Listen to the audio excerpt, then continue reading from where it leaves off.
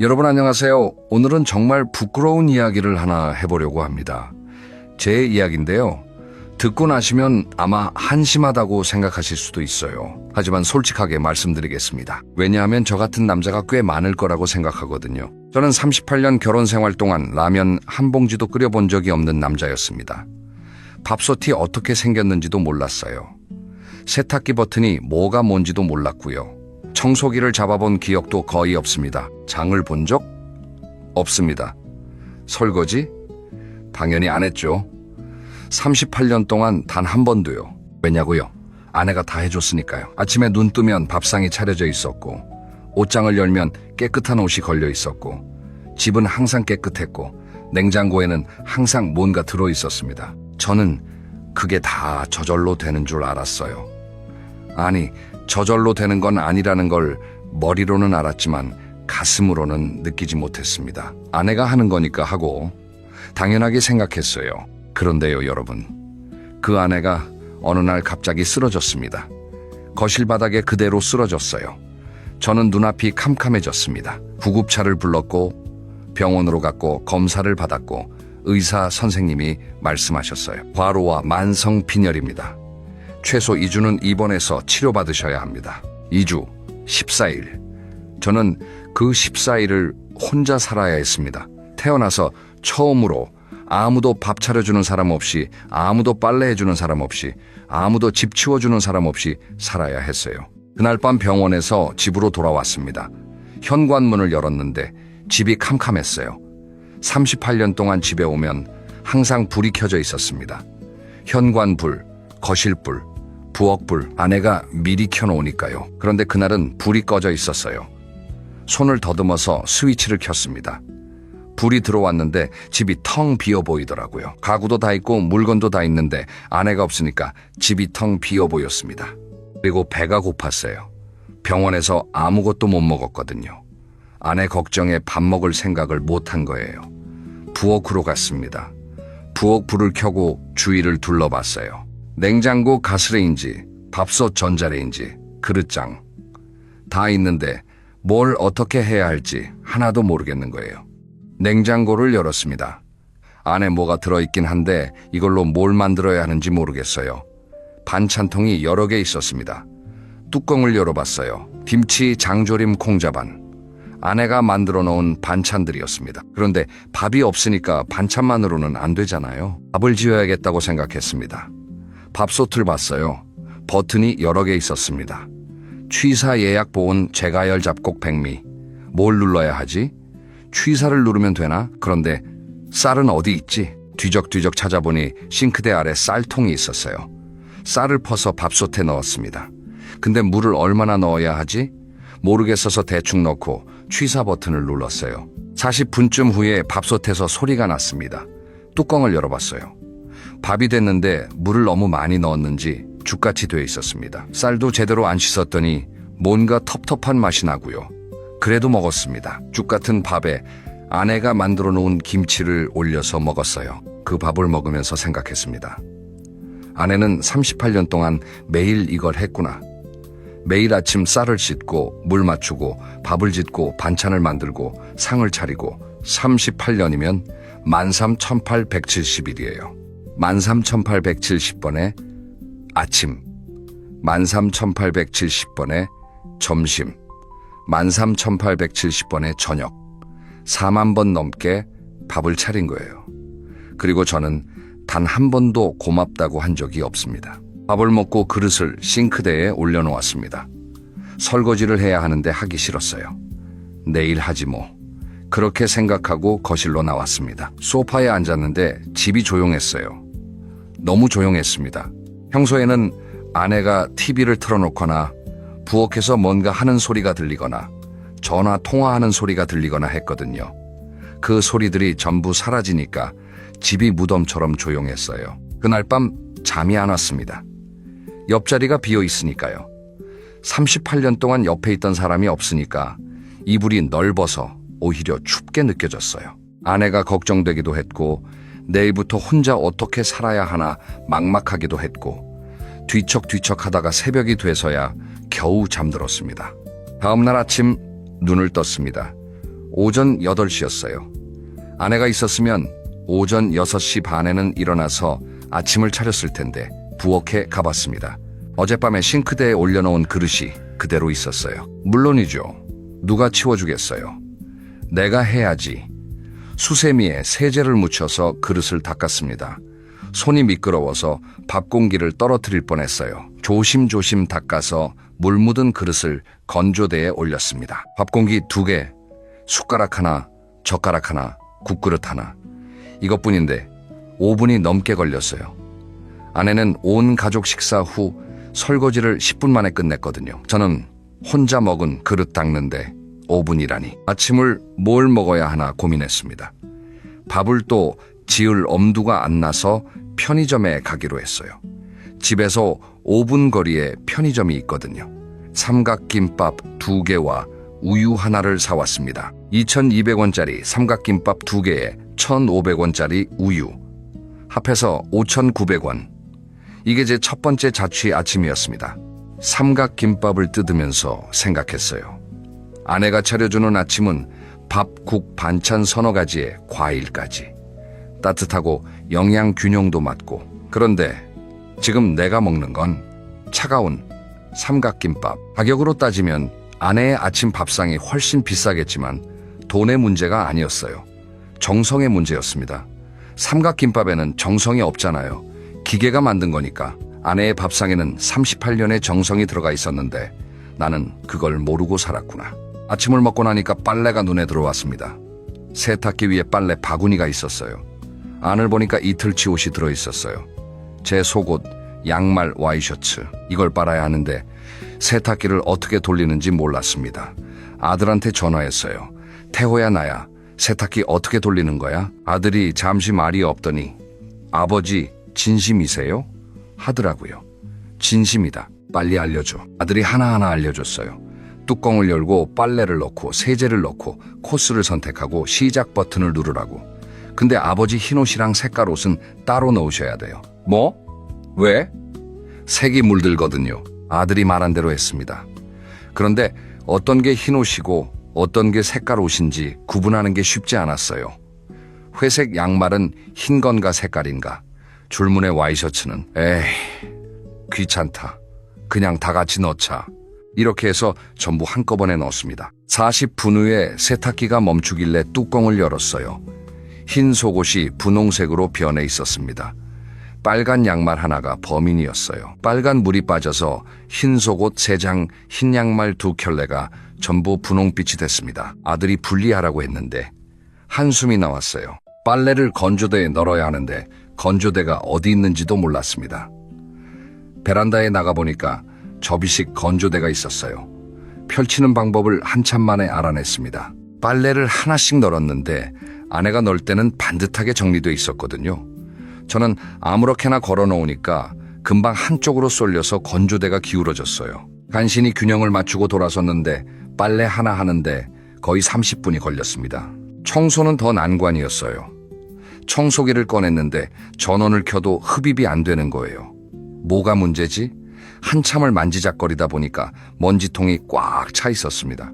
먼지통을 빼려고 이리저리 돌려보는데 안 빠져요. 결국 인터넷에 청소기, 먼지통 빼는 법을 검색했습니다. 67살의 청소기 사용법을 인터넷으로 검색하고 있는 나 자신이 한심했어요. 먼지통을 빼서 쓰레기통에 털었는데 먼지가 확 날려서 제 얼굴에 다 묻었습니다. 아내가 봤으면 배꼽 잡고 웃었을 거예요. 아니, 아내가 있으면 이런 일이 일어날 리가 없죠. 아내는 먼지통이 반만 차도 바로바로 비우니까요. 제가 38년 동안 한 번도 신경 쓰지 않았던 일을 아내는 매번 해왔던 겁니다. 집안을 돌아다니면서 보이기 시작했어요. 예전에는 안 보이던 것들이요. 화장실 거울이 얼마나 깨끗한지, 싱크대 위가 얼마나 정돈되어 있는지, 신발장 안 신발이 얼마나 가지런한지, 이 모든 게 저절로 된 게 아니었습니다. 아내가 매일매일 손으로 닦고 정리하고 정돈한 거였어요. 회사에서 저는 현장 소장이었습니다. 건설 현장에서 수백 명의 인부를 지휘하고 수십억 원짜리 프로젝트를 관리했어요. 사람들이 소장님 대단하시다고 했습니다. 그런데 그 대단한 현장 소장이 세탁기 하나 못 돌리고 청소기 먼지통 하나 못 빼고 밥 한 끼 제대로 못 짓는 거예요. 웃기지 않습니까? 가만히 생각해보면 제가 현장 소장 일을 할 수 있었던 것도 아내 덕분이었습니다. 아내가 집안일을 전부 맡아줬으니까 저는 회사 일에만 집중할 수 있었던 거예요. 새벽같이 나가도 밥이 차려져 있었고, 밤늦게 들어와도 따뜻한 물이 준비되어 있었고, 아이들 공부도 아내가 봐줬고, 부모님 봉양도 아내가 했어요. 저는 돈만 벌어왔습니다. 그것만 하면 다 한 줄 알았어요. 이번 삶 일제 되던 날이었습니다. 병원에 갔어요. 아내가 침대에 누워 있었습니다. 수액을 맞고 있었어요. 얼굴이 많이 나아 보였습니다. 전날보다 혈색이 좋아졌더라고요. 아내가 물었어요. 집에서 밥은 먹고 다녀요? 저는 대답했습니다. 당연하지, 걱정 마. 잘 해먹고 있어. 거짓말이었어요. 편의점 삼각김밥이랑 컵라면으로 때우고 있었으면서. 하지만 아내한테 나 밥도 못 해먹으라고 하면 걱정할 거 아니에요. 아파서 누워있는 사람한테 걱정을 더 시킬 수는 없잖아요. 아내가 이어서 말했어요. 빨래는요? 세탁기 쓸 줄 알아요? 알지. 뭐 어려운 거라고. 또 거짓말. 분홍색으로 물든 속옷은 옷장 깊숙이 숨겨놨습니다. 청소는요? 하고 있어. 집 깨끗해. 먼지가 쌓이기 시작한 건 비밀이에요. 아내가 저를 보더니 살짝 웃었어요. 당신이 거짓말하는 건 38년 같이 살아서 다 알아요. 근데 괜찮아요. 고마워요. 걱정 끼치지 않으려고 하는 마음이. 저는 들킨 게 부끄러워서 머리를 극적였어요. 아이, 뭘? 그게 제가 할 수 있는 최선의 대답이었습니다. 병실에서 아내 옆에 앉아 있으니까 옆 침대 보호자분이 말을 걸어오셨어요. 저보다 서너 살 위로 보이는 남성분이었는데 이분도 아내가 입원해 계신 거였어요. 실례지만 혼자 집안일 하고 계세요? 제가 고개를 끄덕이니까 웃으시면서 말씀하셨어요. 저도 마찬가지예요. 우리 집사람이 열흘 전에 입원했는데 처음 사흘은 정말 지옥이었어요. 밥은 못해 먹지, 빨래는 엉망이지, 집은 쓰레기장이 되지. 그런데 말이죠. 이분이 이어서 하신 말이 가슴에 와닿았어요. 나는 30년 넘게 이 사람한테 월급 갖다 바치면 다 한 줄 알았어요. 돈 벌어오는 게 내 역할이고 집안일은 아내 역할이라고 생각했지. 근데 직접 해보니까 알겠더라고요. 돈 벌어오는 것보다 집안일이 10배는 힘들어요. 10배.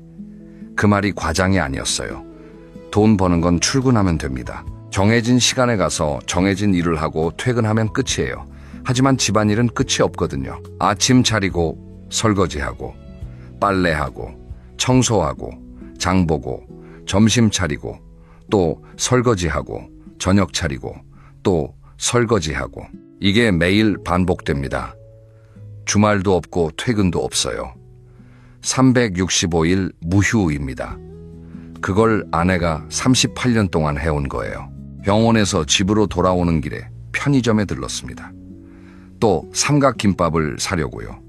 근데 편의점 앞에서 발걸음이 멈췄어요. 이러면 안 되겠다. 아내가 퇴원할 때까지 매일 삼각김밥이랑 컵라면을 먹을 순 없잖아. 나도 제대로 된 밥을 먹어야지. 집에 와서 핸드폰을 꺼냈습니다. 유튜브에서 자취요리, 초보요리, 간단한 집밥을 검색했어요. 영상이 수백 개가 나오더라고요. 그 중에서 초보자도 할 수 있는 된장찌개 만들기라는 영상을 틀었습니다. 영상에서 젊은 여자분이 설명하더라고요. 먼저 두부를 깍둑썰기 해주세요. 깍둑썰기? 그게 뭐야? 다시 검색. 깍둑썰기란. 아, 네모나게 자르는 거구나. 두부를 꺼내서 칼로 네모나게 잘랐습니다. 근데 두부가 말을 안 듣더라고요. 칼을 대면 으깨지고 힘을 빼면 안 잘리고 겨우겨우 잘랐는데 크기가 제각각이었어요. 어떤 건 엄지손톱만 하고 어떤 건 주먹만 했습니다. 감자를 깎아야 했습니다. 감자칼이 어디 있는지 모르겠어서 부엌 서랍을 전부 뒤졌어요. 세 번째 서랍에서 찾았습니다. 감자칼로 감자를 깎는데 감자보다 제 손가락이 더 위험했어요. 조심조심 깎았는데도 군데군데 껍질이 남아 있었습니다. 영상에서는 스슥스슥 1분 만에 끝내는데 저는 감자 2개 깎는데 10분이 걸렸어요. 냄비에 물을 붓고 된장을 풀고 감자랑 두부를 넣었습니다. 영상에서는 된장 1숟가락 반이라고 했는데 숟가락 크기가 다르잖아요. 어떤 숟가락을 말하는 건지 모르겠어서 대충 넣었습니다. 불을 켜고 끓이기 시작했어요. 15분쯤 후에 뚜껑을 열었습니다. 끓고는 있었어요. 근데 색깔이 좀 이상했습니다. 된장을 너무 많이 넣었나 봐요. 진하디 진한 갈색이었습니다. 맛을 봤더니 짰어요. 엄청 짰습니다. 물을 더 부어서 간을 맞추려고 했는데 이번에는 너무 싱거워졌어요. 된장을 또 넣고 물을 또 넣고 이러다 보니 냄비가 넘칠 것 같았습니다. 결국 완성된 된장찌개는 맛이 좀 이상했지만 먹을 수는 있었어요. 죽 같은 밥과 짜다가 싱거운 된장찌개. 그래도 편의점 삼각김밥보다는 나았습니다. 뜨거운 국물이 있으니까요. 국물을 한 숟가락 떠서 입에 넣었는데 아내가 끓이는 된장찌개 맛이 떠올랐어요. 깔끔하고 구수하고 간이 딱 맞는 그 맛. 그 맛이 그리웠습니다. 그날부터 매일 유튜브를 보면서 요리를 연습했어요. 된장찌개 다음에는 계란 프라이에 도전했습니다. 계란 프라이가 뭐가 어렵냐고요? 어렵습니다. 프라이팬에 기름을 두르고 계란을 깨뜨려 넣었는데 노른자가 터져버렸어요. 그래도 먹을 수는 있었으니까 괜찮아. 두 번째 시도 또 터짐. 세 번째 겨우 노른자가 살아남았습니다. 이걸로 감동받는 67살 남자라니. 볶음밥도 도전했어요. 남은 밥에 김치 넣고 볶으면 되는 거잖아요. 영상에서 본 대로 프라이팬에 참기름 두르고 김치 넣고 볶다가 밥 넣고 또 볶았습니다. 중불에서 볶으라고 했는데 불 조절을 못해서 강불로 하다가 밑이 타버렸어요. 탄 냄새가 집안에 퍼졌습니다. 환기시키느라 창문을 다 열었더니 집이 추워졌고요. 그래도 포기하지 않았습니다. 왜냐면 아내가 퇴원하면 밥 한 끼는 제가 해드리고 싶었거든요. 38년 동안 받기만 했으니 한 번이라도 제 손으로 만든 밥을 드리고 싶었어요. 그 마음이 저를 부엌에 서 있게 했습니다. 이번 닷새째 되던 날이었어요. 장을 보러 마트에 갔습니다. 여러분, 장 보는 게 이렇게 어려운 줄 아셨어요? 저는 몰랐습니다. 마트에 들어가니까 물건이 너무 많아서 어디서부터 봐야 할지 모르겠더라고요. 채소 코너에 가니까 배추무, 시금치, 콩나물, 양파, 감자, 당근, 대파, 이게 다 뭐에 쓰는 건지, 뭘 사야 하는지 아내한테 전화했어요. 여보, 나 마트인데 뭐 사가면 돼? 아내가 웃으면서 말하더라고요. 대파 한 단, 양파 3개, 감자 4개, 두부 한 모, 계란 한 판, 우유 하나, 그리고 식용유 확인해봐요. 없으면 사고. 저는 핸드폰에 받아 적었어요. 메모장에 하나하나 적으면서 마트를 돌아다녔습니다. 대파를 찾았는데 대파가 2종류가 있었어요. 하나는 가늘고 하나는 굵었습니다. 뭘 사야 하지? 아내한테 또 전화. 대파가 2종류인데 뭘 사? 굵은 거 사요. 양파를 골랐는데 좋은 양파가 어떤 건지 모르겠어요. 또 전화. 양파 고를 때 뭘 봐야 해? 딱딱하고 무거운 거, 물렁한 거 사지 마요. 결국 대파 한 단 사는데 전화를 2번, 양파 사는데 1번, 계란 사는데 1번. 장보는 30분 동안 아내한테 전화를 5번 했습니다. 나중에 아내가 웃으면서 그러더라고요. 당신이 장 보면서 전화한 횟수가 회사 다닐 때 1년 동안 나한테 전화한 횟수보다 많아요. 찔렸습니다. 맞는 말이었으니까요.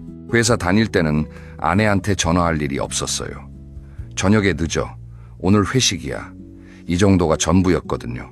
그런데 장보는 30분 동안에는 5번이나 전화했습니다. 아내가 없으면 나는 양파 하나도 못 고르는 사람이었던 거예요. 마트에서 돌아와서 냉장고에 물건을 넣는데 이것도 고민이 되더라고요. 뭘 어디에 넣어야 하지? 채소는 채소칸, 계란은 계란칸, 우유는 문 쪽. 아내가 정리해 놓은 걸 보면서 따라 넣었습니다. 냉장고에도 질서가 있었구나. 아무렇게나 넣는 게 아니었구나. 이것도 처음 안 사실이에요. 이번 일주일째 집이 점점 엉망이 되어가고 있었습니다. 처음 며칠은 청소를 안 해도 괜찮았는데 일주일이 지나니까 먼지가 눈에 보이기 시작했어요. 싱크대에 물때가 끼고 화장실 거울에 물자국이 생기고 거실 바닥에 머리카락이 돌아다니고. 아내가 있을 때는 이런 것들이 안 보였거든요. 항상 깨끗했으니까. 아내가 매일 치우고 있었다는 걸 이제야 알았습니다. 화장실 청소에 도전했어요. 세제를 뿌리고 솔로 문질렀습니다. 그런데 아내가 할 때처럼 안 되더라고요. 아내가 치운 화장실은 반짝반짝 빛났는데 제가 치운 화장실은 그냥 물만 묻은 것 같았어요. 뭐가 다른 거지? 나중에 알았는데 코너 부분이랑 타일 사이를 칫솔로 닦아야 한대요. 그런 디테일을 아내는 알고 있었던 거예요. 38년 경력이니까요. 이번 열째 날이었습니다. 그날은 아침부터 의욕이 생겼어요. 아내가 4일 후에 퇴원하거든요. 퇴원하면 깨끗한 집에서 맞이하고 싶었어요. 그리고 제 손으로 만든 밥을 차려드리고 싶었습니다. 아침부터 청소를 시작했어요. 거실 한방, 부엌, 화장실. 순서대로 돌면서 청소기를 밀고 걸레질을 하고 먼지를 닦았습니다. 4시간이 걸렸어요. 아내는 이걸 2시간 만에 끝내는데 저는 4시간. 그래도 끝나고 나니까 뿌듯했습니다. 바닥이 반짝반짝, 화장실도 그럭저럭 깨끗해졌고 완벽하진 않지만 열흘 전에 저에 비하면 장족의 발전이었어요. 오후에는 요리 연습을 했습니다. 아내가 좋아하는 음식이 뭘까 생각해봤어요. 38년을 같이 살았는데 아내가 뭘 좋아하는지 바로 떠오르지 않더라고요. 충격이었어요. 나는 아내가 차려주는 밥은 매일 먹었지만 아내가 뭘 좋아하는지는 관심을 안 가졌던 거예요. 한참을 생각하다가 떠올랐습니다. 아내가 가끔 혼잣말처럼 계란말이 먹고 싶다 했던 것 같아요. 그리고 아내가 직접 해먹을 때 유독 맛있게 드시던 게 시금치 나물이었어요. 저와 계란말이랑 시금치 나물을 만들어보자 유튜브에서 계란말이 만드는 법을 찾았습니다. 계란 4개를 깨서 소금 약간 대파송송 썰어놓고 잘 풀어서 프라이팬에 조금씩 부어가면서 돌돌 말면 된다고 하더라고요. 말로 들으면 쉽죠? 직접 해보니까 전혀 달랐습니다. 계란물을 프라이팬에 부었는데 너무 많이 부어서 두꺼워졌어요. 말려고 하니까 아내가 덜 익어서 흘러내리고 2번째 시도. 이번에는 조금만 부었더니 너무 얇아서 찢어졌어요. 3번째, 그럭저럭 모양이 잡혔는데 가운데가 비어 있었습니다. 4번째, 겉은 타고 속은 날 것. 계란 12개를 써서 겨우 먹을 만한 계란말이 하나가 나왔어요. 모양은 울퉁불퉁했지만 잘라보니까 안에 층이 생겨 있었습니다. 오, 이건 좀 감동적이었어요. 시금치 나물도 만들었습니다. 시금치를 삶아서 물기를 짜고 참기름이랑 간장, 다진 마늘을 넣고 무치면 된다고 했어요. 시금치를 삶는 건 쉬웠어요. 물 끓이고 넣으면 되니까. 그런데 물기를 짜는 게 생각보다 힘들었어요. 손에 힘을 꽉 주고 짰는데도 물이 계속 나오더라고요. 아내는 이걸 한 손으로 척척하던데 양념을 넣고 무쳤습니다. 맛을 봤는데 좀 짰어요. 간장을 너무 많이 넣은 것 같았어요. 하지만 처음 만든 것 치고는 괜찮았습니다. 적어도 음식 모양은 나왔으니까요. 이번 11번째 날 병원에 갈 때 반찬통에 계란말이와 시금치 나물을 담아서 가져갔어요. 아내가 반찬통을 보더니 눈이 동그래졌어요. 이게 뭐예요? 내가 만들었어. 뭐라고요? 당신이 왜 못 믿겨? 솔직히 못 믿겨요. 아내가 반찬통을 열었습니다. 울퉁불퉁한 계란말이와 좀 짙은 색의 시금치 나물. 예쁘지는 않았어요. 솔직히 말하면 좀 불품 없었습니다. 아내가 만드는 계란말이는 노란색이 고르고 모양도 예쁜데 제가 만든 건 갈색 반점의 모양도 엉망이었으니까요. 그런데 아내가 계란말이를 한 입 먹더니 멈추더라고요. 씹지도 삼키지도 않고 가만히 있었어요. 왜? 맛없어? 제가 물었습니다. 아내가 고개를 저었어요. 그리고 눈물이 뚝 떨어졌습니다. 저는 당황했어요. 왜 울어? 그렇게 맛없어? 아내가 웃으면서 울었습니다. 아니, 맛있어요. 38년 만에 처음 먹는 당신 요리잖아요. 맛없을 리가 있어요? 그 말에 저도 코끝이 시큰해졌어요. 38년 만에 처음. 그래요. 38년 동안 단 한 번도 아내를 위해 요리를 해본 적이 없었어요. 아내는 매일 저를 위해 요리했는데 저는 단 한 번도요. 아내가 계란말이를 다 먹고 시금치나물도 먹었어요. 짜긴 한데 맛있어요. 짠 건 알지만 맛있다고 해주는 그 마음.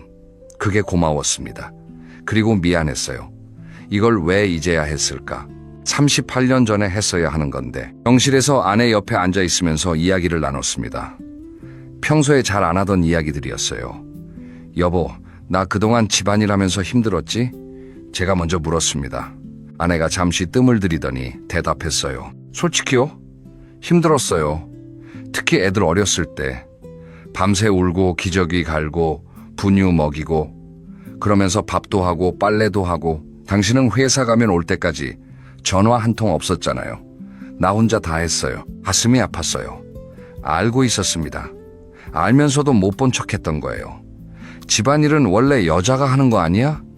이런 생각이 머릿속에 있었으니까요. 그게 얼마나 잘못된 생각이었는지 직접 해보고 나서야 알았습니다. 아내가 이어서 말했어요. 근데 있잖아요. 내가 정말 서운했던 건 집안일이 힘든 게 아니었어요. 그럼 뭐가 서운했어? 당신이 한 번도 고맙다고 안 한 거요. 밥 차려놓으면 아무 말 없이 먹고 일어나고, 빨래 개켜놓으면 당연하다는 듯이 입고 가고, 집 깨끗하면 원래 그런 거라는 듯이 살고, 고맙다, 수고했다, 이 한마디가 없었어요. 38년 동안 저는 할 말이 없었어요. 변명의 여지가 없었습니다. 아내 말이 맞았으니까요. 저는 38년 동안 아내가 해주는 모든 것을 당연하게 여기고 살았습니다. 고맙다라는 그 쉬운 말 한마디를 왜 못했을까? 입이 무거운 한국 남자라서? 세대가 그래서? 다 핑계예요. 사실은 생각을 안 했던 거예요. 아내의 수고를 인정하지 않았던 거예요. 미안해. 제가 말했습니다. 38년 만에 처음 하는 말이네. 아내가 웃었어요. 미안하다는 말도 처음이에요. 진짜? 진짜. 당신이 나한테 미안하다고 한 적 있어요? 기억을 더듬어 봤는데 정말 없었어요. 싸우고 나서도 먼저 사과한 적이 없었습니다. 시간이 지나면 자연스럽게 풀어지기를 기다렸지 내가 잘못했어라고 한 적은 없었어요. 앞으로는 달라질게. 제가 말했습니다. 아내가 저를 보더니 글쎄요, 두고 봐야죠 하면서 웃었어요. 믿기 어려운 거겠죠. 38년 동안 변하지 않던 사람이 갑자기 변하겠다고 하니까. 하지만 저는 진심이었어요. 직접 해봤으니까요. 밥 짓는 게 얼마나 손이 많이 가는지, 빨래 하나 하는 게 얼마나 번거로운지, 집 하나 깨끗하게 유지하는 게 얼마나 노력이 필요한지 알았으니까 이제 달라질 수 있다고 생각했습니다. 회원날이 왔습니다. 10월 23일이었어요. 저는 전날 밤부터 준비했습니다. 집을 구석구석 청소하고 빨래를 전부하고 개켜서 정리하고 아침에는 일찍 일어나서 밥을 지었습니다. 이번에는 죽이 아니라 제대로 된 밥이 됐어요. 2주 동안 연습한 보람이 있었습니다. 된장찌개도 끓였어요. 이번에는 간도 맞았습니다. 계란말이도 만들었고 시금치나물도 무쳤어요. 지난번보다 훨씬 나았습니다. 밥상을 차려놓고 아내를 데리러 병원에 갔습니다. 퇴원 수속을 마치고 차에 탔어요. 집으로 오는 길에 아내가 창밖을 보면서 말했어요. 2주 만에 밖에 나오니까 좋다. 저는 운전하면서 살짝 긴장했습니다. 집에 도착하면 아내가 어떤 반응을 보일까? 현관문을 열었습니다. 아내가 신발을 벗고 안으로 들어왔어요. 거실을 둘러봤습니다. 잠깐 멈추더니 고개를 갸웃했어요. 깨끗하네. 부엌 쪽을 봤어요. 밥상이 차려져 있네. 식탁 위에 제가 만든 밥 된장찌개 계란말이, 시금치나물 김치가 놓여 있었습니다. 아내가 식탁 앞에 가서 한참을 내려다봤어요. 아무 말도 안 했습니다. 저는 불안했어요. 맛은 모르겠는데 일단 먹어봐. 이상하면 말해. 아내가 의자에 앉았습니다. 된장찌개를 한 숟가락 떴어요. 후후 불어서 입에 넣었습니다. 그리고 고개를 끄덕였어요. 맛있다. 진짜? 응, 맛있어. 계란말이도 한 점 먹었어요. 이것도 맛있어. 시금치나물도요. 좀 짜긴 한데 맛있어. 저는 맞은편에 앉아서 같이 먹었습니다. 아내와 마주보고 밥을 먹었어요. 제가 차린 밥상으로요. 38년 만에 처음. 이 느낌을 뭐라고 표현해야 할까요? 뿌듯하고 감사하고 미안하고 행복한 이 감정들이 한꺼번에 몰려왔습니다. 밥을 먹고 나서 제가 설거지를 했습니다. 아내가 내가 할게 했지만 저는 말렸어요.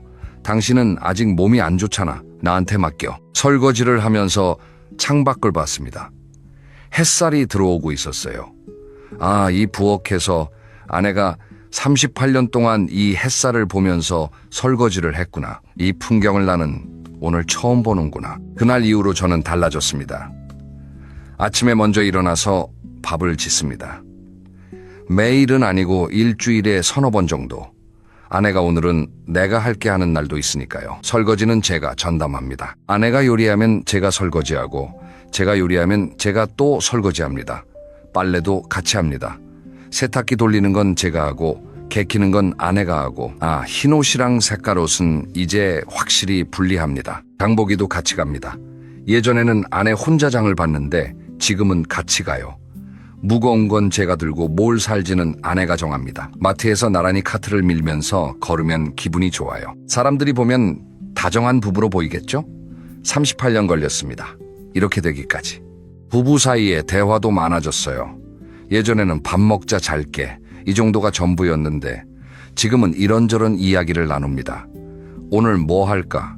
산책 갈까? 텃밭에 상추 심어볼까? 주말에 아들 내가 볼까? 대화가 생기니까 집 안 분위기가 달라졌어요. 예전에는 조용했는데 지금은 웃음이 생겼습니다. 가장 크게 달라진 건 고맙다라는 말을 하게 된 거예요. 아내가 밥 차려주면 고마워, 빨래 개켜주면 수고했어. 그 한마디가 이렇게 어려운 말이 아니었는데 38년 동안 왜 못했을까? 아내는 처음에 어색해했어요. 갑자기 왜 그래? 하면서요. 지금은 익숙해졌는지 별말을 하면서 웃습니다. 아내도 달라졌어요. 예전에는 혼자서 다 하려고 했는데 지금은 저한테 이것 좀 도와줄래? 하고 부탁합니다. 부탁받는 게 이렇게 기분 좋은 줄 몰랐어요. 아내가 나한테 뭔가를 부탁한다는 건 나를 믿는다는 뜻이잖아요. 나한테 맡길 수 있다는 뜻이잖아요. 여러분, 지금 제 이야기를 듣고 계신 남성분들, 혹시 집에 가서 부엌을 한번 둘러보신 적 있으세요?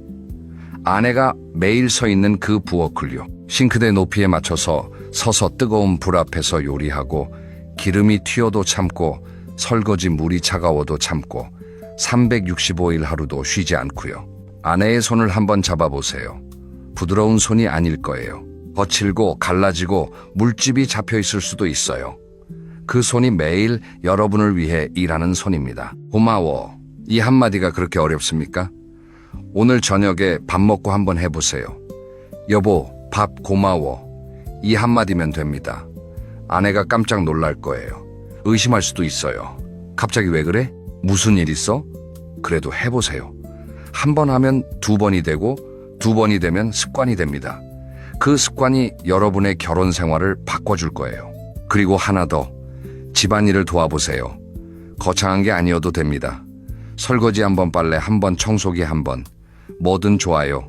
직접 해보면 알게 됩니다. 아내가 얼마나 많은 일을 해왔는지, 그리고 그 일이 얼마나 대단한 일이었는지.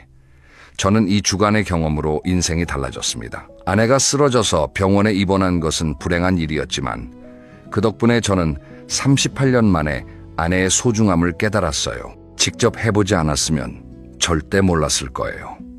밥 한 끼의 무게 빨래, 한 번의 수고 깨끗한 집의 가치, 이 모든 게 아내의 사랑이었습니다. 정리해드리겠습니다. 첫째, 아내가 하는 집안일은 당연한 것이 아닙니다. 매일 반복되는 고된 노동이에요. 그 노동을 인정해주세요. 둘째, 고맙다는 말을 아끼지 마세요. 38년 동안 한 번도 안 한 저를 보세요. 후회가 됩니다. 오늘부터 시작하세요. 셋째, 집안일을 나눠서 하세요. 다 떠맡으라는 게 아니에요. 조금만 도와줘도 아내는 감동합니다. 설거지 한 번이면 충분합니다. 넷째, 아내와 대화하세요. TV 끄고 핸드폰 내려놓고 마주보고 이야기하세요. 오늘 어땠어? 이 한마디로 충분합니다. 다섯째, 아내가 아프기 전에 깨달으세요. 저처럼 아내가 쓰러지고 나서야 깨닫지 마세요. 지금 건강할 때, 함께 있을 때 표현하세요. 사랑한다고, 고맙다고, 옆에 있어줘서 감사하다고. 다음 영상에서는 퇴직 후 부부가 24시간 함께 지내면서 생기는 갈등과 그 해결법에 대해 이야기해 보겠습니다. 같은 공간에서 하루 종일 마주보고 있으면 좋을 것 같지만 현실은 다릅니다. 그 이야기를 다음에 자세히 들려드리겠습니다. 오늘 영상이 마음에 와닿으셨다면 좋아요 한번 눌러주세요. 주변에 비슷한 상황의 분이 계시다면 이 영상을 공유해주세요. 아직 구독하지 않으신 분은 구독도 부탁드립니다. 오늘도 수고 많으셨습니다. 집에 가시면 아내한테 한마디 해주세요. 오늘도 고마웠어. 그 한마디가 38년을 바꿀 수 있습니다. 감사합니다. 여러분 안녕하세요. 지난 영상에서 요양원 어르신들이 들려주신 인간관계에 대한 후회 이야기를 전해드렸습니다. 많은 분들이 댓글로 영상을 보고 가족에게 전화를 하셨다는 이야기를 남겨주셨는데요. 그 댓글 하나하나를 읽으면서 저도 참 감사하고 따뜻한 마음이 들었습니다. 오늘은 그 두 번째 이야기입니다. 지난번에 예고해드렸죠. 돈과 일에 대한 후회. 요양원에서 어르신들과 이야기를 나누면서 인간관계 다음으로 가장 많이 나온 주제가 바로 이것이었습니다. 돈, 그리고 일. 그런데 여러분, 한 가지 놀라운 사실이 있습니다. 어르신들의 후회가 여러분이 예상하시는 것과 좀 다를 수 있어요. 보통 돈에 대한 후회라고 하면 더 많이 벌걸, 이런 이야기를 떠올리시잖아요. 근데 아닙니다. 어르신들이 하신 후회는 그게 아니었어요. 요양원에서 만난 84살 할아버지 한 분이 이런 말씀을 하셨습니다. 나는 돈은 꽤 모았어. 통장에 숫자는 있어. 근데 그 돈을 같이 쓸 사람이 없어. 돈을 모으느라 사람을 다 잃었거든. 이 한마디를 듣는 순간 저는 등에 소름이 쫙 돋았습니다. 통장에 돈은 있는데 같이 쓸 사람이 없다. 이게 무슨 의미인지 오늘 이 영상을 끝까지 보시면 아시게 됩니다. 오늘도 10가지 충고를 준비했습니다. 전부 다 인생의 끝자락에서 돌아보며 하신 이야기들입니다. 이 10가지를 듣고 나시면 아마 내일 출근길이 좀 다르게 느껴지실 거예요. 돈을 바라보는 시선도, 일을 대하는 마음도 조금은 달라지실 겁니다. 자, 그러면 시작하겠습니다. 첫 번째 충고입니다. 돈을 아끼기만 하지 말고 쓸 때 쓰세요. 82살 박 할아버지의 이야기입니다. 박 할아버지는 평생 공무원으로 일하셨어요. 30년 넘게 한 자리에서 성실하게 근무하시고 은퇴하신 분입니다. 할아버지에게는 특기가 하나 있었대요. 아끼는 겁니다. 월급이 들어오면 무조건 3분의 1을 저축하셨대요. 옷은 다를 때까지 입고 외식은 1년에 서너 번, 여행은 거의 안 가셨다고 합니다. 아내가 가끔 우리도 한번 여행 가자고 하면 할아버지는 이렇게 말씀하셨대요. 나중에 가자. 은퇴하면 시간 많으니까 그때 가자. 그 나중에가 30년이 되었습니다. 은퇴를 하시고 나니까 아내는 이미 관절이 안 좋아서 먼 곳을 여행할 수가 없게 됐고, 할아버지 본인도 허리가 아파서 오래 걷기가 힘들어지셨대요. 할아버지가 이렇게 말씀하셨어요. 돈은 모았어. 근데 이제 그 돈으로 뭘 할 수가 없어. 다리가 아파서 여행을 못 가. 이가 없어서 맛있는 것도 못 먹어. 젊을 때 여행 한 번, 맛있는 거 한 번 먹었으면 그게 평생 추억이 됐을 텐데. 나는 추억 대신 통장 숫자를 골랐어. 여러분, 이 말씀이 와닿으시나요? 저축이 나쁘다는 게 아닙니다. 물론 저축은 중요합니다. 미래를 위해서 돈을 모으는 건 현명한 일이에요. 근데 문제는 미래만 보고 현재를 전부 희생할 때 생깁니다. 우리가 돈을 모으는 이유가 뭘까요? 행복하기 위해서잖아요. 그런데 행복을 위해 모은 돈을 정작 행복한 순간에 쓰지 못하면 그 돈이 무슨 의미가 있을까요? 여기서 두 번째 충고가 이어집니다. 가족을 위해 쓰는 돈을 아까워하지 마세요. 79살 김할머니의 이야기입니다. 할머니의 남편분은 사업을 하셨는데 집에 돈을 잘 안 쓰시는 분이셨대요. 사업에는 투자를 아끼지 않으면서 집에서는 늘 이런 말을 하셨다고 합니다. 돈 아껴야 해. 우리가 지금 여유 부릴 때가 아니야.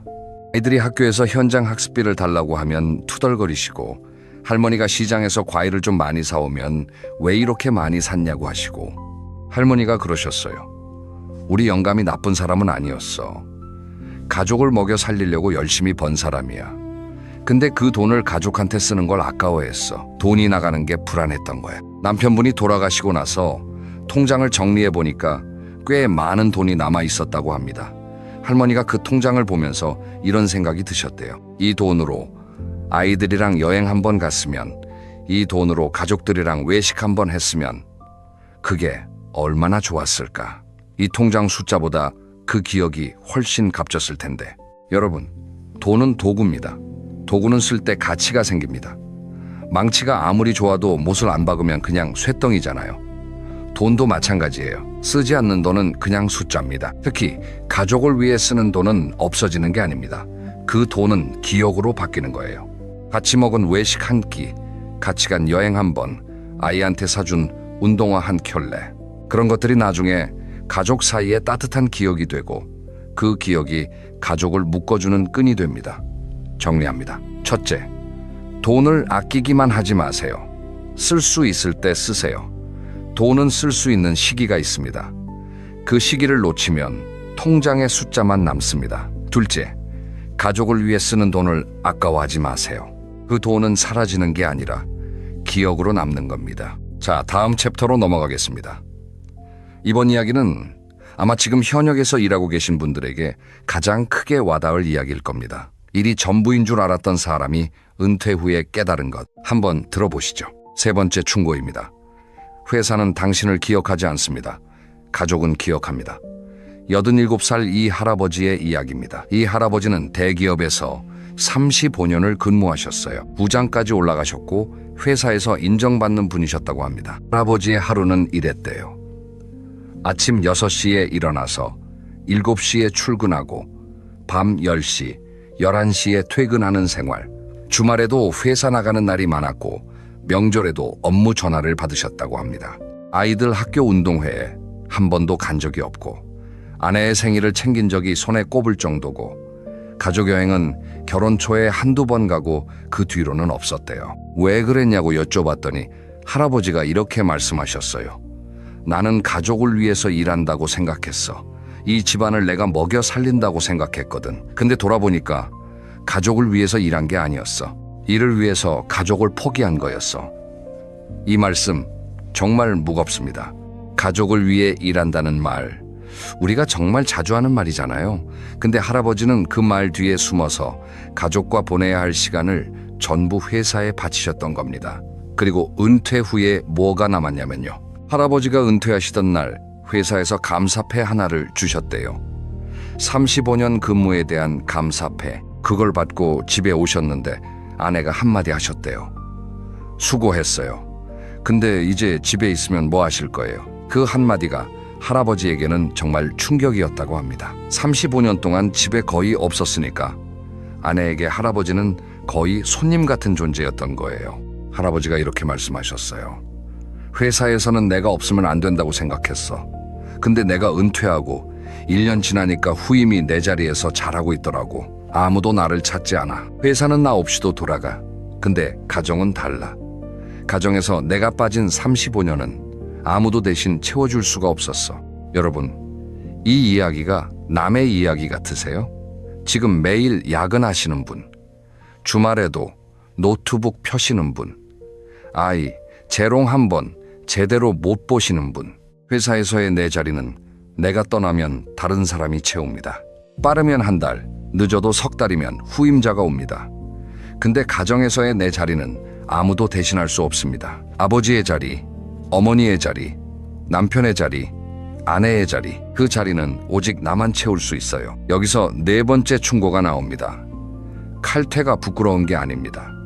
80살 장 할아버지의 이야기예요. 장 할아버지도 회사원이셨는데 이분은 좀 독특한 분이셨대요. 젊었을 때 같은 부서에 후배가 한 명 있었는데 그 후배가 매일 칼퇴를 했다고 합니다. 다른 사람들이 다 야근하는데 혼자 정시에 퇴근하는 거예요. 사람들이 그 후배를 뒤에서 수군거렸대요. 쟤는 일에 욕심이 없어. 쟤는 승진 못할 거야. 할아버지도 그렇게 생각하셨다고 합니다. 근데 세월이 흘러서 할아버지가 요양원에 계시다가 그 후배의 소식을 들으셨대요. 그 후배는 퇴근 후 시간을 아이들과 보내고 주말에는 가족과 여행을 다니고 취미 활동도 꾸준히 했더랍니다. 은퇴 후에도 취미 모임에서 사람들과 어울리며 건강하게 지내고 계시다는 거예요. 반면에 할아버지 자신은 은퇴 후에 갈 곳이 없었습니다. 취미도 없고 친구도 없고 회사가 삶의 전부였으니까 회사를 떠나니 삶 자체가 텅 비어버린 거예요. 할아버지가 이렇게 말씀하셨어요. 그때 그 후배가 옳았어. 일도 중요하지만 일이 인생의 전부가 되면 안 되는 거야. 나는 35년 동안 일밖에 안 했는데 은퇴하니까 내가 누군지도 모르겠더라고. 명함에서 직함을 빼면 나는 뭔가 아무것도 아니야. 여러분, 명함에서 직함을 빼면 나는 누구인가? 이 질문 한번 스스로에게 던져보시기 바랍니다. 부장이 아닌 나, 대리가 아닌 나, 사장이 아닌 나, 그 직함을 빼고 나면 나에게 남는 건 무엇인지, 가족과의 관계가 남아있는지, 친구가 남아있는지, 취미가 남아있는지, 나를 나로 알아봐주는 사람이 남아있는지. 은퇴 후의 인생은 직함이 아니라 관계와 취미가 채워줍니다. 정리하겠습니다. 셋째, 회사는 당신을 대체할 수 있지만 가정에서의 자리는 아무도 대신할 수 없습니다. 가족과의 시간을 희생하면서까지 일하고 있다면 그 균형을 다시 한번 돌아보세요. 넷째, 칼퇴는 부끄러운 게 아닙니다. 퇴근 후 시간을 가족과 나를 위해 쓰는 건 인생에서 가장 현명한 투자입니다. 자, 여기까지 들으시면서 가슴이 답답해지신 분도 계실 거예요. 다음 챕터는 좀 다른 결의 이야기입니다. 하고 싶은 일이 있었는데 하지 못한 후회, 도전에 대한 이야기인데요. 이 이야기를 들으시면 지금이라도 무언가를 시작해보고 싶은 마음이 드실 겁니다. 다섯 번째 충고입니다. 안정만 좇지 마세요. 한 번쯤은 좋아하는 걸 해보세요. 여든한 살조 할머니의 이야기입니다. 할머니는 젊었을 때 노래를 정말 좋아하셨대요. 동네에서 노래 잘하기로 소문이 나셨고 주변에서 가수 해봐라, 합창단이라도 들어가봐라 이런 이야기를 많이 들으셨다고 합니다. 근데 할머니의 아버지가 반대하셨대요. 노래가 밥 먹여주냐? 공장이라도 가서 돈을 벌어야지. 할머니는 결국 노래를 포기하고 공장에 취직하셨습니다. 그 뒤로 결혼하고 아이 낳고 생활에 치여서 노래를 부를 시간이 없어졌대요. 할머니가 이렇게 말씀하셨어요. 나는 노래를 포기한 게 아니라 미뤄둔 거라고 생각했어. 나중에 시간 나면 하지. 나중에 여유 되면 하지. 근데 그 나중이 60년이 지나도 안 왔어. 여러분, 이 나중에라는 말, 우리 모두 참 자주 하는 말이죠. 나중에 시간 나면 그림 배워야지. 나중에 여유 되면 여행 가야지. 나중에 은퇴하면 글을 써봐야지. 근데 할머니의 이야기처럼 그 나중은 잘 오지 않습니다. 왜냐하면 나중이 되면 또 다른 이유가 생기거든요. 젊을 때는 돈이 없어서 못하고, 중년에는 시간이 없어서 못하고, 노년에는 몸이 안 돼서 못합니다.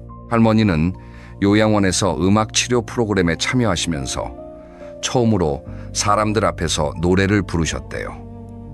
81살에 처음으로요. 할머니가 그러셨어요. 노래 부르니까 눈물이 나더라고. 내가 이걸 왜 이제야 하나 싶어서. 목소리는 다 늙었지만 노래를 부를 때만큼은 내가 20살로 돌아간 기분이야.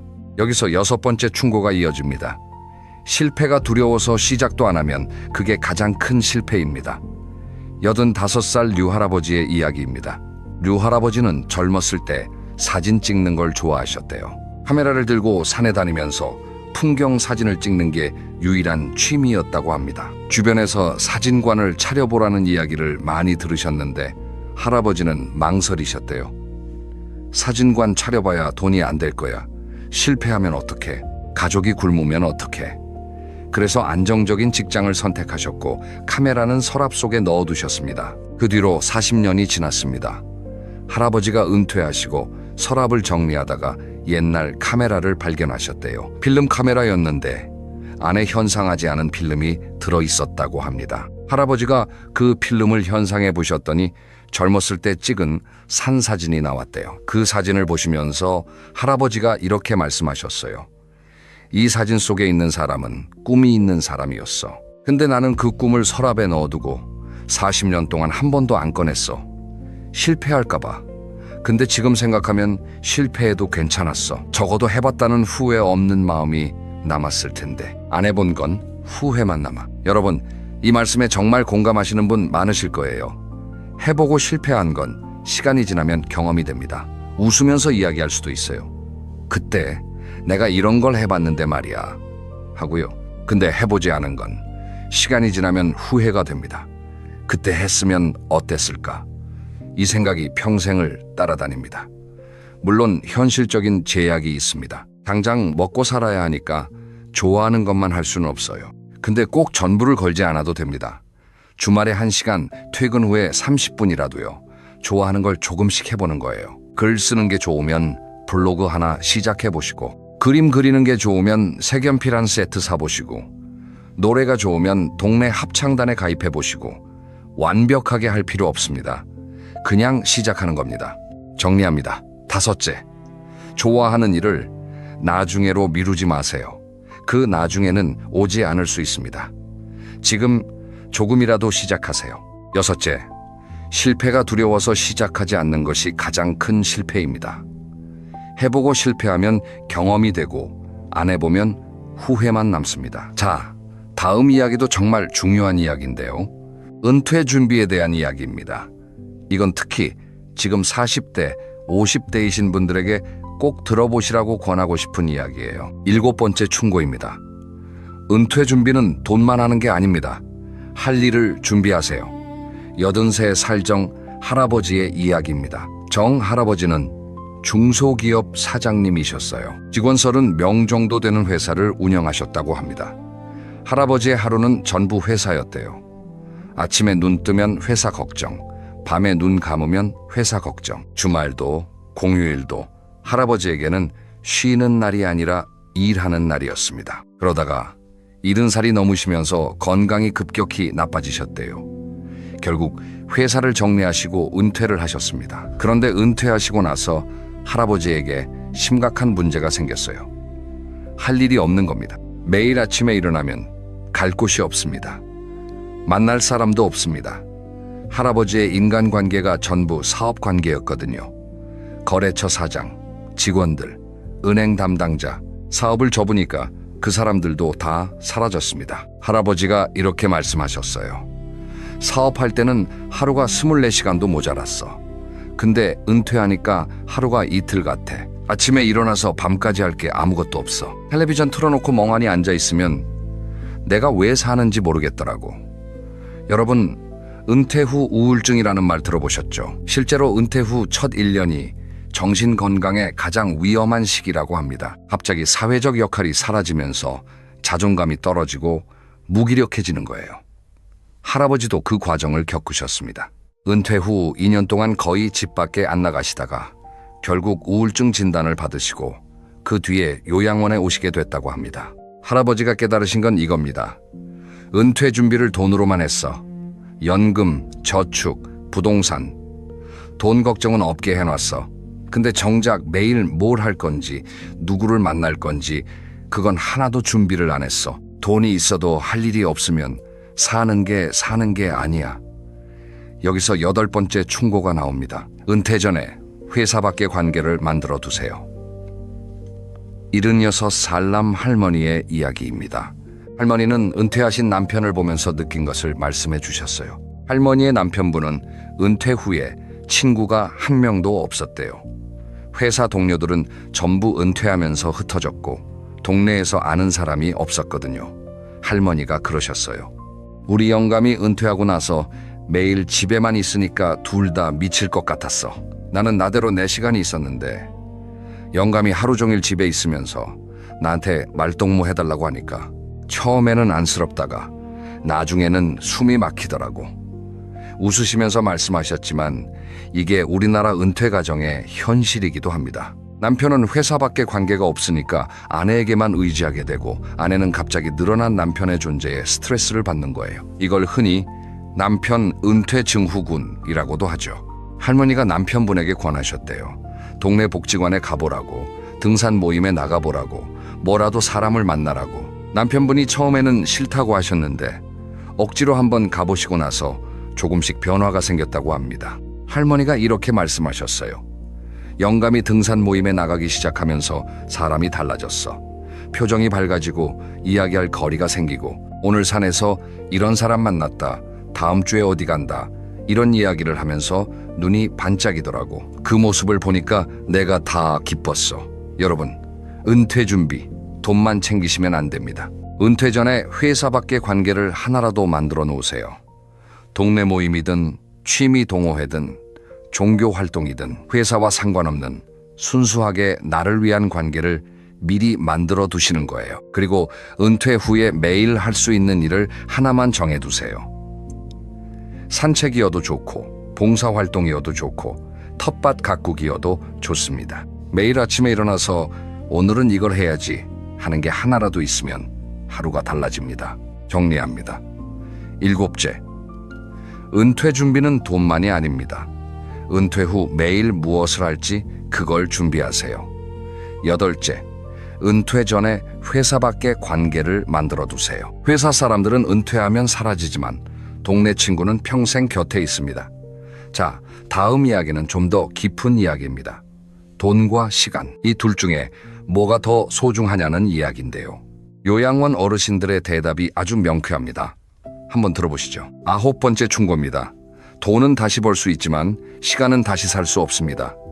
89살 황 할아버지의 이야기입니다. 황 할아버지는 평생 택시 운전을 하신 분이에요. 매일 12시간에서 14시간씩 운전대를 잡으셨다고 합니다. 쉬는 날도 거의 없이 한 달에 하루 이틀 쉬시면서 오로지 가족 생활비와 아이들 학비를 위해 일하셨대요.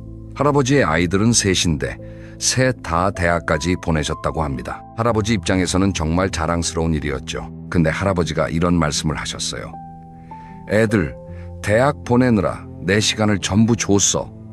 첫째, 졸업식도 못 갔어. 그날도 운전했거든. 둘째, 결혼식 날도 하객 태워야 해서 늦게 갔어. 막내가 어릴 때 아빠 놀아달라고 했는데 나는 피곤해서 자라고만 했어.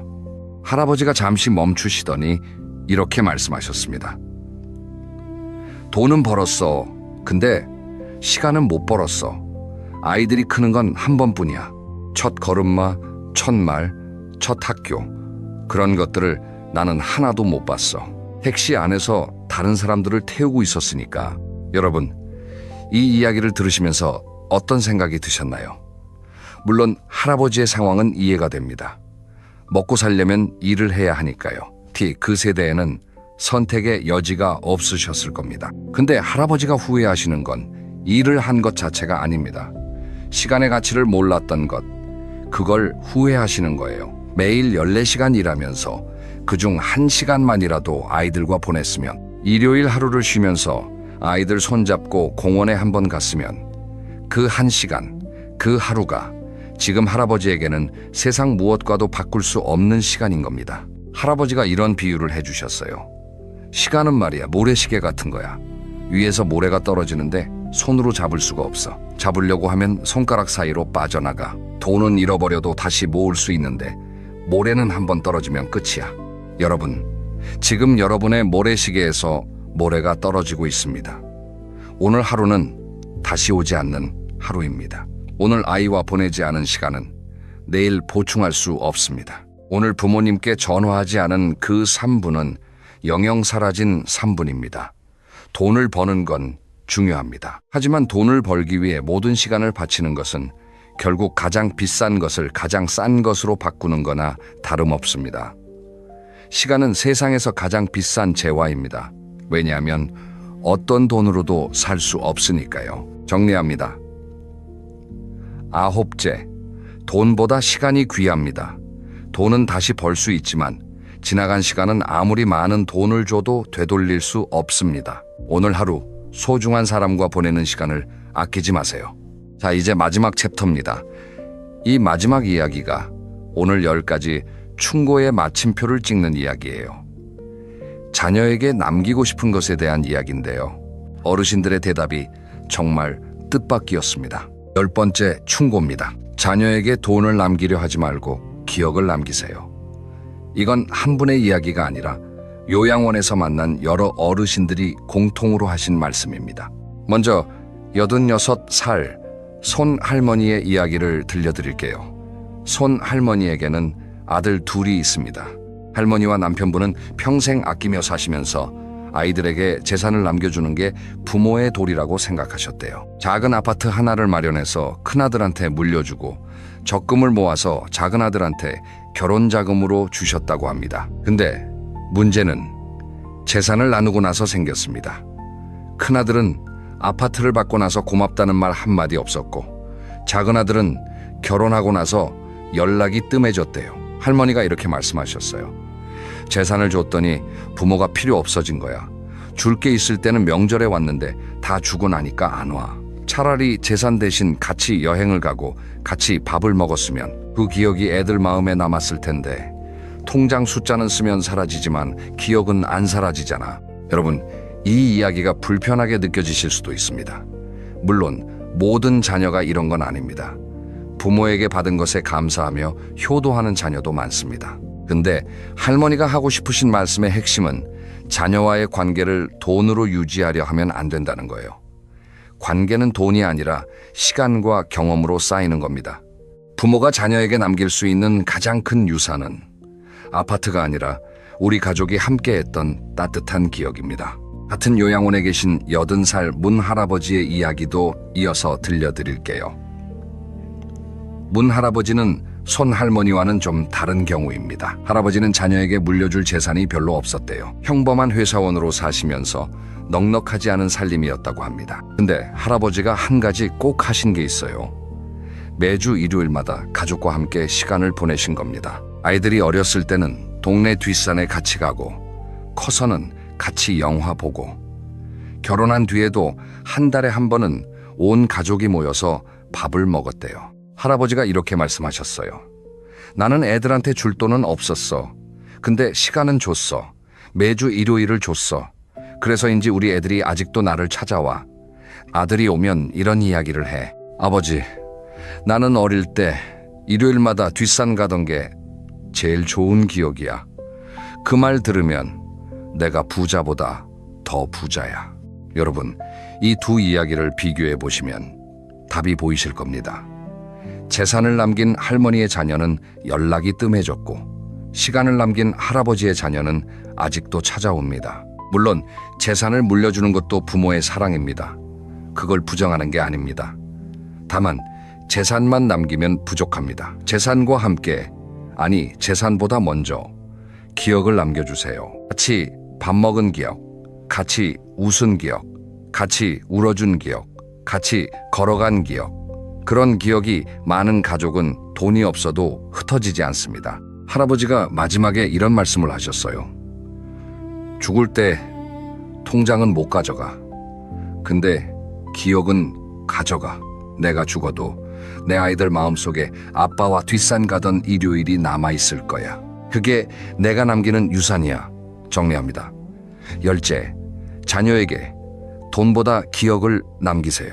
통장 숫자는 쓰면 사라지지만 함께한 시간의 기억은 영원히 남습니다. 그 기억이야말로 가장 값진 유산입니다. 여기까지 오늘의 이야기를 전부 들려드렸습니다. 긴 이야기였는데 끝까지 함께 해주셔서 정말 감사합니다. 오늘 요양원 어르신들이 전해주신 돈과 일에 대한 충고 10가지를 정리해 볼게요. 첫째, 돈을 아끼기만 하지 말고 쓸 수 있을 때 쓰세요. 둘째, 가족을 위해 쓰는 돈을 아까워하지 마세요. 그 돈은 기억이 됩니다. 셋째, 회사는 당신을 대체하지만 가정에서의 자리는 대체할 수 없습니다. 넷째, 칼퇴는 부끄러운 게 아닙니다. 퇴근 후의 시간이 인생을 채워줍니다. 다섯째, 좋아하는 일을 나중으로 미루지 마세요. 그 나중은 오지 않을 수 있습니다. 여섯째, 실패가 두려워 시작하지 않는 게 가장 큰 실패입니다. 일곱째, 은퇴 준비는 돈만이 아닙니다. 매일 할 일을 준비하세요. 여덟째, 은퇴 전에 회사 밖의 관계를 만들어 두세요. 아홉째, 돈보다 시간이 귀합니다.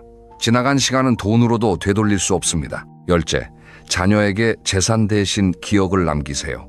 함께한 시간이 가장 큰 유산입니다. 여러분, 지난 영상에서도 말씀드렸지만 어르신들의 후회에는 공통점이 있습니다.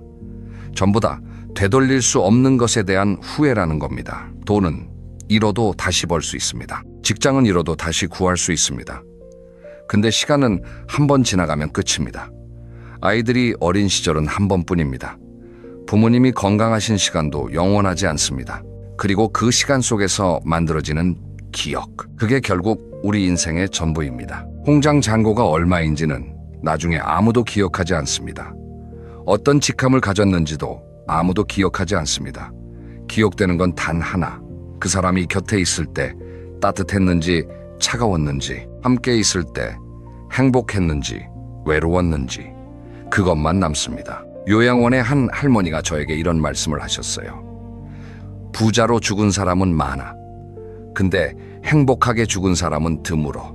행복하게 죽는 사람은 돈이 많은 사람이 아니라 곁에 사람이 있는 사람이야. 여러분, 오늘 퇴근하시면 딱 3가지만 해보시겠어요? 하나, 가족에게 수고했어. 한마디 해주세요. 둘, 오래전에 미뤄둔 하고 싶은 일 딱 하나만 적어보세요. 셋, 이번 주말에 가족과 밥 한 끼 같이 먹는 약속을 잡아보세요. 이 세 가지가 10가지 충고를 실천하는 첫 걸음입니다. 어르신들이 저에게 부탁하셨습니다. 우리처럼 후회하지 않게 아직 시간이 있는 사람들에게 꼭 전해줘. 오늘도 어르신들의 목소리를 대신해서 여러분에게 전했습니다. 여러분에게 지금 있는 시간, 그것이 세상에서 가장 큰 재산입니다. 그 재산을 부디 현명하게 쓰시길 바랍니다. 다음 영상에서는 어르신들이 들려주신 세 번째 이야기를 준비하고 있습니다. 마음가짐과 행복의 비결에 대한 이야기인데요. 비교를 멈추고 감사를 시작했을 때 인생이 어떻게 달라졌는지 그 이야기를 다음에 전해드리겠습니다. 그러면 오늘도 여러분의 하루가 따뜻하기를 바랍니다. 감사합니다.